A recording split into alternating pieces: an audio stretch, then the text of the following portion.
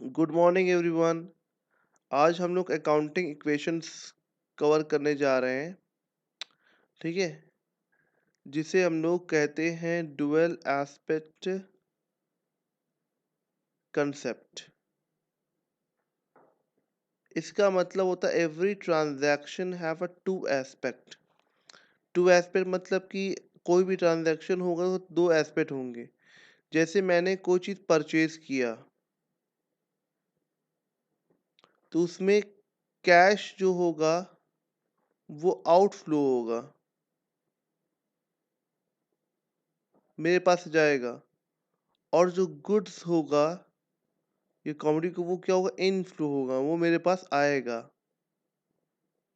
ठीक है, तो देखिए एक चीज गई और दूसरी चीज हमारे पास आई, तो इसी को कहते हैं डुअल एस्पेक्ट कंसेप्ट, जो लुकस बेसारियो ने डेबिट और क्रेडिट के कंसेप्ट में दिया था।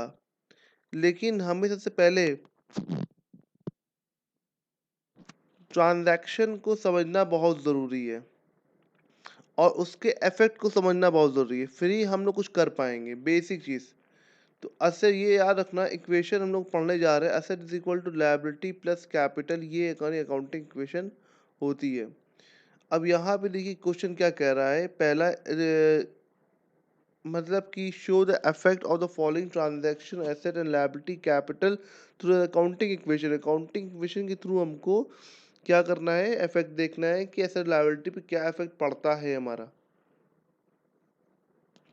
पहला क्वेश्चन है, पहला क्या है, स्टार्ट बिजनेस विद कैश। मतलब मान लो मिस्टर एक्स हैं, इन्होंने स्टार्ट किया बिजनेस विद कैश। कितना रुपए का, 1,20,000 रुपए का। तो इसका इफेक्ट देखिए कहाँ पे आएगा। हमको पता है कि ट्रांजैक्शन होता है, पहले सीरियल नंबर होगा हमारा। ठीक है, और यहाँ पे हम लोग लिख देंगे ट्रांजैक्शन। फिर यहाँ पे हम लोग ये पूरे कॉलम में यहाँ पे पूरा असेट लिखेंगे, यहाँ पे पूरा असेट्स आएगा। ठीक है, यहाँ से लेके फिर हम लोग is equal to liability plus capital.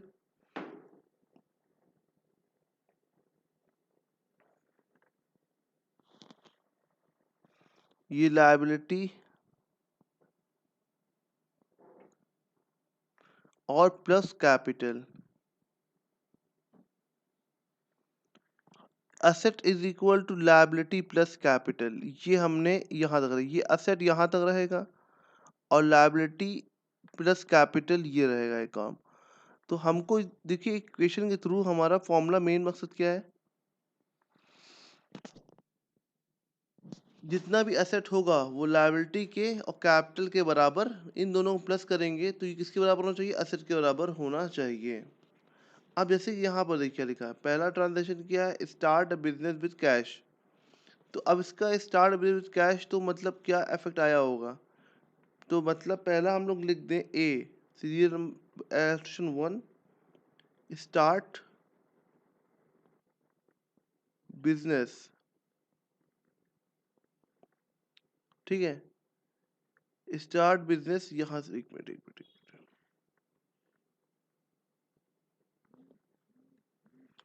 यहाँ है तो ए, स्टार्ट बिजनेस।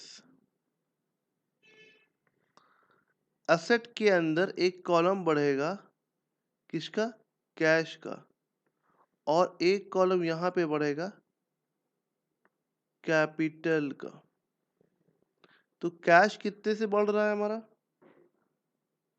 1,20,000 रुपए से, और कैपिटल कितनी बढ़ रही है, वो भी 1,20,000 रुपए से। क्या asset is equal liability plus capital है, answer is yes. Total asset में तो एक ही एसेट आ रहा है, एसेट का पूरा ये एक कॉमन नाउन कह सकते हैं, और इसके अंदर सारी चीजें आएंगी एसेट के अंदर, और लायबिलिटी के अंदर सारी चीजें आएंगी। ठीक है, नेक्स्ट क्या है हमारा, ट्रांजैक्शन रेंट रिसीव। मतलब देखिए वो पैसा रेंट रिसीव का मतलब क्या हुआ होगा, हमको पैसा कहीं से मिला होगा, ठीक है। रेंट रिसीव हो रहा है, दैट मीन्स पैसा रिसीव हो रहा है। तो पैसा रिसीव हो रहा है, कहाँ से हो रहा है? कैश में हो रहा होगा। तो सेक्शन बी कितना section B serial number B कौन सा है? Rent receive. रेंट रिसीव मतलब कैश रिसीव हो रहा है हमको किसी फॉर्म में। तो रेंट रिसीव कितना हो रहा है हमारा? 10,000।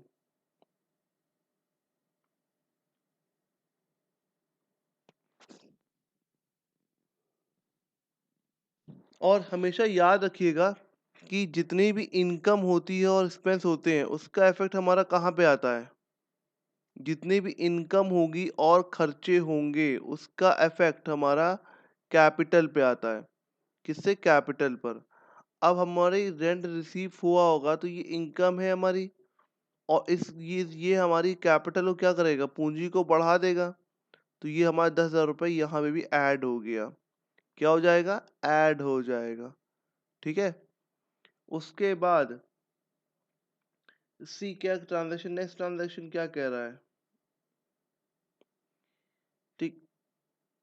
इन्वेस्ट इन शेयर, हमने कुछ पैसा शेयर में पैसा लगाया।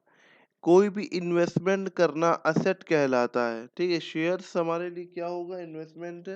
शेयर में शेयर हमारी असेट है, क्योंकि वो हमको बेनिफिट देगा। असेट की मीनिंग ऑलरेडी मैंने रिकवर कर ली थी लास्ट लेक्चर में, ठीक है। तो अब एसेट में हमने क्या किया? परचेज किया है। क्या किया है? शेयर।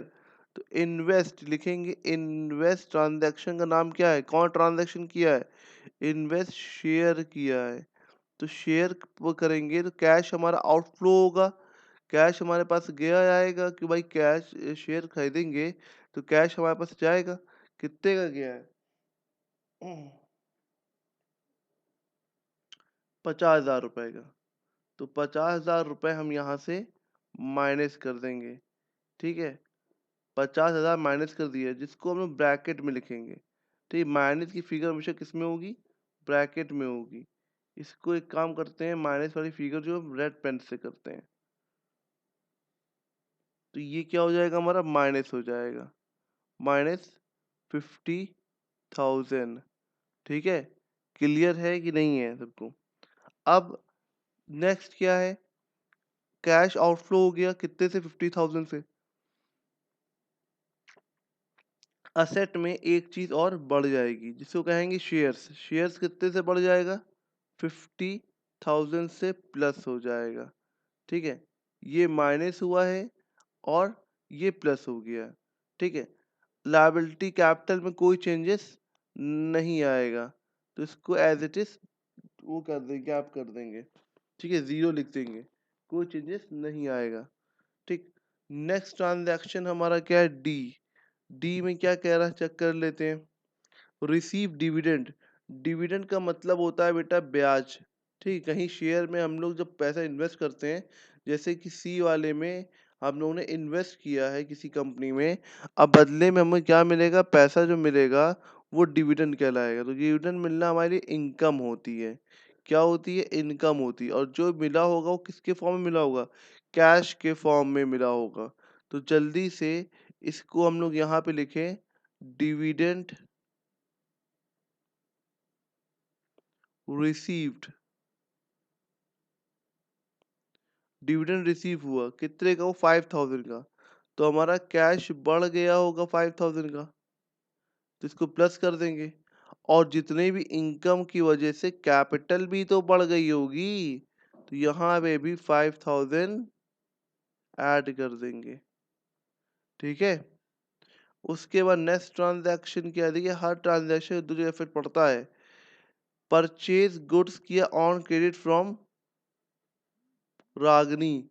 रागनी से हमने उधार पे माल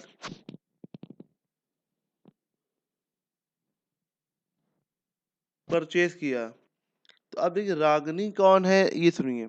रागनी से हमने परचेज किया, तो ये हम है और ये रागनी है, ठीक है। हमने इनसे माल लिया तो हमारे पास क्या आया होगा? गुड्स आया होगा। और क्या हमने इनको कैश की दिया है? तो आंसर इज नो, कैश हमने पे नहीं किया, क्योंकि जो परचेज किया गया है गुड्स, वो किस फॉर्म में किया है? क्रेडिट के फॉर्म में किया है। किस फॉर्म में किया है? क्रेडिट के फॉर्म में किया है। कोई भी चीज क्रेडिट फॉर्म में करते हैं तो वो हमारी लायबिलिटी बन जाती है, क्योंकि लायबिलिटी का मतलब हमने पहले बोला क्या मतलब होता है? जिम्मेदारी, जिसको आज नहीं तो पे करना है। तो क्रेडिटर इज अ लायबिलिटी, एक तरफ लायबिलिटी क्रिएट हो रहा है, क्योंकि लायबिलिटी आज नहीं तो कल हमें क्या करना है? पे करना है, फ्यूचर पेमेंट करना है, मतलब कल पेमेंट करना है। तो ये हमारी लायबिलिटी बन गई, ये हमारा लायबिलिटी हो गई। तो क्रेडिटर कौन हो गया? लायबिलिटी हो गई। ठीक है, तो एक तरफ गुड्स क्रिएट हो रहा है, एक तरफ लायबिलिटी क्रिएट हो रही है, क्योंकि कैश हमारे पास से नहीं गया है। ठीक है, तो यहाँ पर इसमें क्या इफेक्ट आएगा अब देखिए। तो हमारे पास तो भाई हम अपने पॉइंट ऑफ व्यू से अकाउंट बना रहे हैं। ठीक है, हम ये सोच के बनाएंगे कि भाई हम ही अकाउंट बना रहे हैं। ठीक है, तो हमारे पास क्या आया? गुड्स आया है, तो हमारे पास असेट हमारा बढ़ गया। तो हम लोग यहाँ पर एक ई यहाँ लिखेंगे परचेज ऑन क्रेडिट।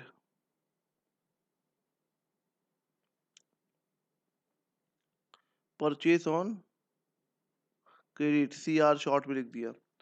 कितने का? अब देखिए हमारे पास सबसे पहली चीज क्या है? असेट बढ़ रहा है, एक नया एसेट जिसको हम लोग कहते हैं गुड्स। ठीक है, क्या कहते हैं? गुड्स कहते हैं। अब हमारे पास कैश क्या जा रहा है गुड परचेज करने पर? तो आंसर इज नो, तो इसको हमने डैश कर दिया। क्या शेयर में कोई चेंजेस हो रहा है? नहीं सर, तो इसको भी हमने चेंज क्या कर दिया? डैश कर दिया। गुड्स सर बढ़ रहा है, कितने का बढ़ रहा है जरा देख लेते हैं। तो गुड्स जो बढ़ रहा है वो 35,000 रुपए का हमने परचेज कर रहे हैं। तो यहाँ पे हमने 35,000 लिख दिया। अब ये 35,000 देखिए एक नया कॉलम हमारा ऐड हो गया एसेट में। तो एसेट देखिए हर ट्रांजैक्शन में एक कुछ ना कुछ एसेट में ऐड हो रहा है, लेकिन लायबिलिटी में अभी तक कुछ ऐड नहीं हुआ। तो लायबिलिटी में ऐड होगा कौन? क्रेडिटर। कौन होगा? क्रेडिटर, जिससे उनको पैसा देना है। कितना रुपए देना है? 35,000 रुपए का माल लिया तो 35,000 रुपए देना है। कैपिटल में कोई चेंजेस? नो, कैपिटल में कोई चेंजेस नहीं होगा। गुड्स परचेज किया और लायबिलिटी बढ़ गई मेरी। नेक्स्ट ट्रांजैक्शन मेरा क्या है? ठीक है, पेड एफ वाला देखिए। Paid cash for house hold expenses. House hold expenses के लिए मैंने कैश पे किया है। ठीक है, तो ये बताइए पेड किया गया है cash for house hold expenses. ठीक, इसमें इफेक्ट क्या आएगा? ठीक है, अभी हम लोग ये नहीं बात करेंगे पर्सनल है कि क्या है, बस हम लोग को बस देखना है कि हर ट्रांजैक्शन का इफेक्ट कहाँ कहाँ आता है। ठीक है, हमें ये बस देखना है। ठीक, अब हमने पेड किया है cash for house hold expenses. तो भाई देखिए खर्चा हुआ है, और जो खर्चे होते हैं वो किस फॉर्म में होते हैं? कैश के फॉर्म में होंगे। तो हमारे पास से कैश क्या हुआ होगा? कम हुआ होगा। तो पेड, यहाँ पे देखिए ट्रांजैक्शन है पेड हाउस होल्ड एक्सपेंस। कितना रुपए पे किया हमने? 7,000 हमने पे किया है। तो 7,000 हम लोग यहाँ से क्या कर देंगे? माइनस कर देंगे। यहाँ से कैश हमारा कितना माइनस होगा? 7,000 माइनस हो जाएगा। अब इसका असर कैपिटल पे भी आएगा, तो कैपिटल भी कम होगी सादा से। तो हमने बताया था कि जितने भी इनकम और एक्सपेंसेस होते हैं उसका इफेक्ट कहाँ आता है? कैपिटल पर आता है। तो ये हमने कर लिया। 7,000 यहाँ से लेस किया, 7,000 कैपिटल से लेस कर दिया। अब नेक्स्ट ट्रांजैक्शन हमारा क्या है?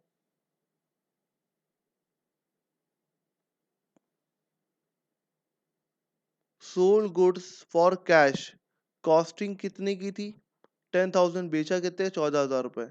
तो अब देखिए हमको बचपन में पढ़ा था cost price plus profit is equal to selling price. ठीक है, अगर मतलब क्या हो गया कि कॉस्टिंग कितने की थी गुड्स की? 10,000 रुपए की। उसको बेचा कितने में? 14,000 में। तो प्रॉफिट कितने का हुआ हमारा? 4,000 रुपए का। तो ये प्रॉफिट का असर तो कैपिटल में जाएगा। और हम लोग अकाउंटिंग इक्वेशन या अकाउंट में गुड्स को रिकॉर्ड किस पे करते हैं? एट कॉस्ट पे रिकॉर्ड करते हैं। तो हम लोग गुड्स में कमी कितने ही करेंगे? 10,000 से। और हमको यहाँ पर कैश में खरीदा तो कैश हमको कितना आएगा हमारे पास? 14,000 रुपये आएगा। तो हमारा यहाँ पर कैश क्या होगा? ये कैपिटल में इसका इफेक्ट जाएगा। और 14,000 का इफेक्ट कहाँ जाएगा? कैश में जाएगा। कैश हमारा बढ़ जाए कितने से? 14 से। कैपिटल हमारी बढ़ जाए कितने से? 4 से। गुड्स हमारे कम हो जाएंगे कितने से? गुड्स जो होगा हमारा कम हो जाएगा कितने से? 10,000 रुपए से। तो हमेशा याद रखिएगा जो गुड्स जो होता है वो किस पे रिकॉर्ड होता है? कॉस्ट पे रिकॉर्ड होता है। तो यहाँ पे हम लोग क्या करते हैं? Sold goods.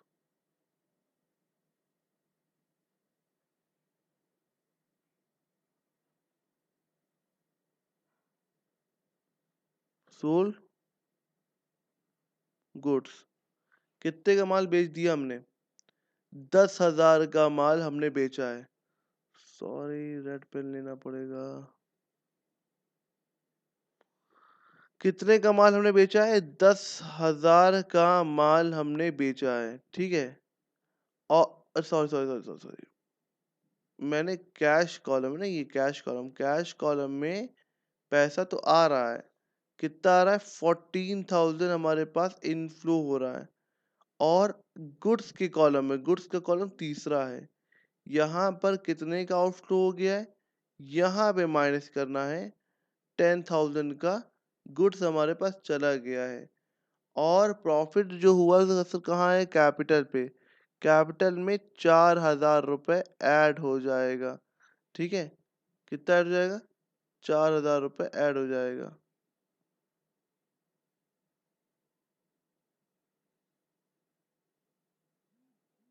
समझ में आया कि नहीं बेटा? अब उसके बाद नेक्स्ट ट्रांजैक्शन क्या है हमारा?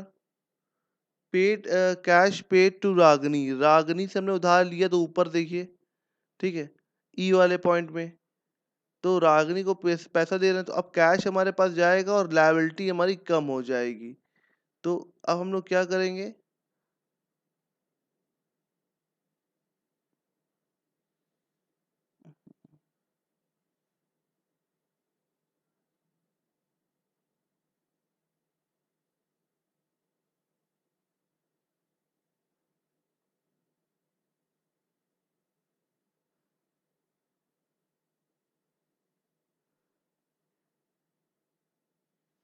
अब हमारा ये नेक्स्ट कौन सा है?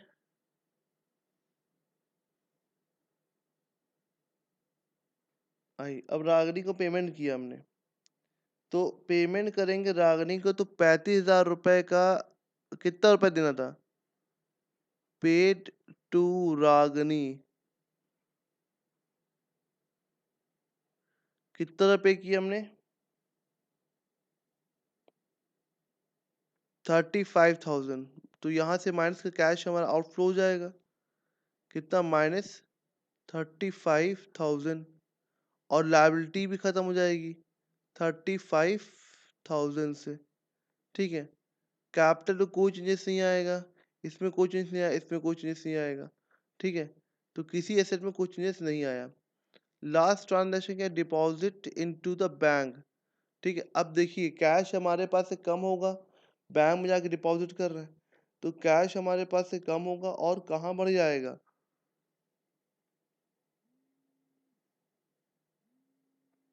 कैश हमारे पास से कम हो जाएगा और बैंक में जाकर के बढ़ जाएगा।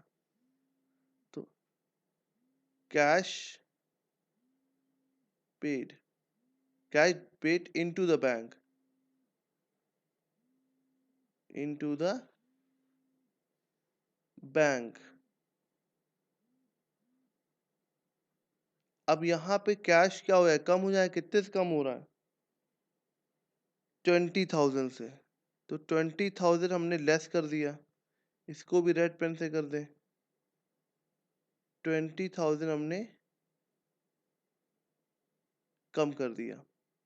और बैंक के कॉलम में एक एसेट का और बनेगा, उसका नाम होगा बैंक। ये भी एसेट है।